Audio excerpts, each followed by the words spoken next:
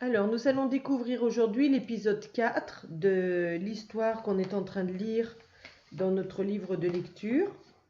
Et donc, avant de parler de ce nouvel épisode, on va d'abord dire tout ce qu'on sait sur l'histoire depuis le début. Alors, tu te souviens de ce qu'on doit dire, le titre, où se passe cette histoire, quand est-ce qu'elle se passe, qui est le personnage principal. Et ensuite, il faut dire ce qu'il veut et ce qui se passe jusqu'à maintenant. Alors, tu mets la vidéo en pause pour répondre à toutes ces questions. Alors, ça y est, tu as tout dit. Donc, le titre, évidemment, c'est Titsing. Cette histoire, elle se passe en Chine et elle se passe un dimanche. On se rappelle que c'est un dimanche parce que Titsing ne va pas à l'école ce jour-là. Et le personnage principal, c'est donc Titsing qui est un jeune garçon. Alors, au début de l'histoire, il veut vendre des cages à criquets qu'il a fabriquées en bambou pour qu'il gagne de l'argent et qu'avec cet argent, il puisse s'acheter le cerf-volant de ses rêves. Et donc, il part au marché avec sa tante Fa dans une carriole qui est tirée par le vélo de la tante Fa. Et avec lui, il emmène son canard Quing, qui est son animal de compagnie, hein, son ami. Alors au marché, ils arrivent à vendre des crevettes séchées et des meubles en bambou, mais ils ne vendent aucune cage à criquets. Et Titsing est très triste parce qu'il n'a pas pu gagner l'argent qu'il lui faut pour pouvoir acheter le cerf-volant qu'il veut. Alors Fa décide de l'aider et elle va échanger le cerf-volant contre les cages à criquets à Liu Fang. Alors Liu Fang, le marchand de cerf-volant, il n'est pas tellement d'accord au début, mais comme Fa insiste, et bien finalement, il donne le cerf-volant. Alors voilà, nous voilà maintenant à l'épisode 4. Donc avant que je te lise l'histoire, je vais t'expliquer quelques mots difficiles. Quelquefois, on dit que quelqu'un fait des miracles. Ça veut dire qu'il réussit à faire quelque chose qui paraît complètement impossible, qui est très très très difficile. Un aventurier, c'est quelqu'un qui aime l'aventure, qui aime faire des choses même s'il y a du danger. Quand on fait la queue, on forme une file. Hein, on dit des fois une file indienne ou un rang à l'école. Lorsqu'on roule sur des cailloux, ça provoque des soubresauts. On cahote, ça veut dire qu'on rebondit, on est secoué. Quand on est ragaillardi, ça veut dire qu'on n'allait pas très bien, on était fatigué, un peu triste. Et quand on est ragaillardi, eh bien, ça veut dire qu'on va beaucoup mieux. Hein. On est plus plein d'entrain. Alors, je vais te lire l'histoire. Écoute bien. Titsing prend dans ses bras le grand oiseau de papier. Ah, attends, d'abord, il faudrait que je te relise la fin du troisième parce que c'est quand même mieux. Alors, tu te souviens, à la fin du troisième, le vieux monsieur parle avec Fa longtemps, puis se dirige en bougonnant vers le cerf-volant oiseau, qu'il tend à Fa en échange des cages. Titsing s'est dissimulé dans le coin le plus sombre. Il attend en tremblant. Voilà, dit Fa, le cerf-volant est à toi. Titsing prend dans ses bras le grand oiseau de papier. La moitié de son visage est cachée par une aile, et maintenant, on ne voit plus que ses yeux qui rient. Fa fait des miracles. Mais où est Quing?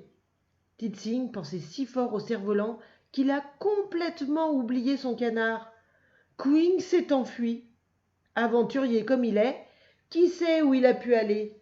Il le cherche dans les rues, les cours des maisons et dans toutes les boutiques du village. Il le cherche sur le port, au milieu des jonques et des bateaux à vapeur. Quing n'est nulle part. Le soir commence à tomber. Il faut rentrer, dit Fa. Ils reprennent leur marche à travers le village. De grosses larmes coulent sur les joues de Titsing et tombent sur son cerf-volant avec un bruit sec.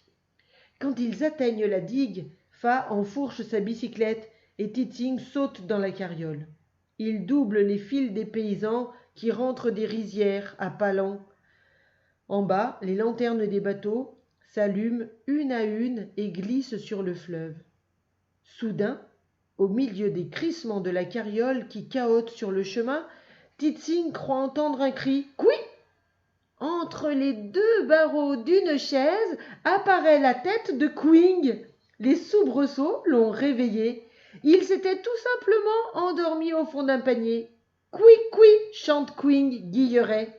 Cling, cling, tinte la sonnette joyeusement. Plus vite, crie Titsing, ragaillardi. Il lâche son cerf-volant dans le vent.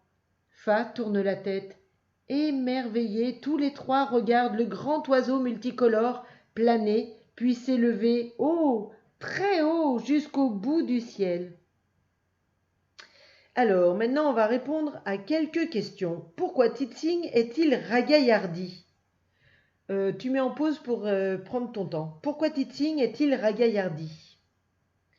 Alors, il était très inquiet, tu te souviens, il avait perdu Quing. Il était très inquiet, très triste, parce que Quing, c'est son meilleur ami, et qu'il avait disparu. Il croyait l'avoir perdu. Et son cerf-volant ne pouvait même pas le consoler, hein. Et ensuite, quand il a retrouvé Quing, eh bien, il est rassuré et il est à nouveau plein d'entrain, hein. Il est ragaillardi. Une autre question, pourquoi le héros lâche-t-il le cerf-volant? Tu mets en pause pour réfléchir. Pourquoi le héros lâche-t-il son cerf-volant?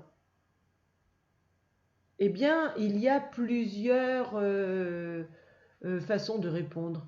Peut-être qu'il a lâché le cerf-volant parce qu'il n'a pas fait attention et en voyant Queen, pardon, il était tellement content qu'il a lâché sans le faire exprès, hein. Ou alors, peut-être que finalement, il pense que avoir Queen avec lui, c'est bien plus important que d'avoir un cerf-volant. Et donc là, il l'a lâché pour comme si il voulait rendre la liberté à cet oiseau, hein. Donc, on ne sait pas trop, hein. On a plusieurs façons de répondre. Et puis, le fait de lâcher le cerf-volant, c'est tellement beau que, hein, dans le texte, on nous dit qu'ils sont émerveillés. Donc, ils trouvent ça merveilleux de voir ce beau spectacle, hein. Et la troisième question, que penses-tu de la fin de cette histoire? Mets en pause pour réfléchir. Que penses-tu de la fin de cette histoire? Eh bien, c'est une fin heureuse, hein. Le rêve de Titsing s'est réalisé. Il est heureux d'avoir eu un cerf-volant. Il est heureux de l'avoir vu voler. Et puis surtout, il est tellement heureux d'avoir retrouvé son ami Quing, hein. Donc, c'est plutôt une fin heureuse. Même si on pourrait penser que finalement, le cerf-volant, il ne va pas en profiter beaucoup puisqu'il a lâché la ficelle. Et que si le fil n'est plus tenu, le cerf-volant, il s'envole, il part et on ne peut plus le récupérer, hein. Alors ça, on pourrait penser que c'est un peu triste, mais non, parce que lui, quand il le regarde s'envoler, le cerf-volant, il trouve ça merveilleux. Alors si on regarde un peu les illustrations du livre, alors en haut, c'est quel moment de l'histoire? Alors on voit la tante Fa sur sa bicyclette et Titsing dans la carriole avec son grand cerf-volant. Mais regarde, il a l'air triste, hein. Donc ça doit être au moment où il pense avoir perdu Quing. Et donc il a ce très beau cerf-volant, mais il est quand même triste. Et puis regarde, on voit, donc ils sont en train de rouler sur la digue, hein, le long du fleuve. Et regarde sur le fleuve, ces drôles de bateaux, ce sont ce qu'on appelle, ce sont des bateaux chinois, hein, des jonques. Et il y a aussi des bateaux à vapeur. Alors des bateaux à vapeur, ils fonctionnent avec de l'eau. Alors dedans ces bateaux, il y a un endroit où on peut faire du feu, une chaudière. Et puis on fait du feu avec du bois ou bien du charbon. Et puis, on fait chauffer de l'eau et l'eau très très chaude fabrique de la vapeur d'eau, hein, c'est-à-dire que l'eau se transforme en gaz et cette vapeur, elle fait tourner des roues, par exemple, ce qui fait avancer les bateaux.